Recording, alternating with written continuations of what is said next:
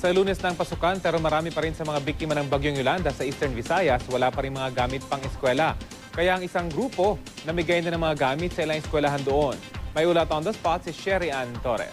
She?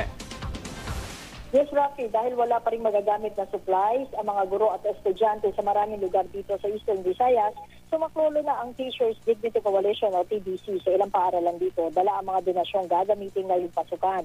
Sinimulan na ng TDC ang pag-iikot ngayon sa Leyte at una nilang pinuntahan itong Palo 1 Central School na nasa 2,000 ang mga estudyante. At may 57 teachers na wala pang magagamit na supplies ngayong pasukan.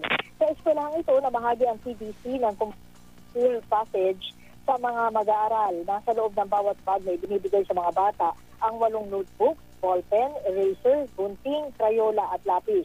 Namahagi rin ang TDC ng lesson plan, chalk, eraser at Manila paper sa mga guro sa tulong din ng isang NGO. Sabi ni TDC Chairperson Benjo Basa, sa tulong ng pribadong sektor na nagdo-donate sa kanila, namahagi rin ng TDC ng ilang gamit sa ilang eskwelahan sa mga bayan ng Tanawan, Halang-Halang, Santa Fe at San Jose dito pa rin sa Leyte. Sa mga gusto mag-donate, simpleng kauman o negosyante at mga gustong humingi rin ng kaparehong tulong sa TDC, maaari raw tumawag sa tanggapan ng TDC.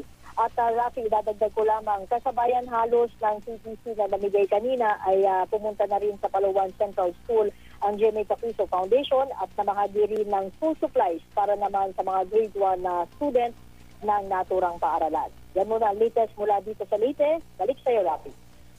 Maraming salamat, Sherry Ann Torres.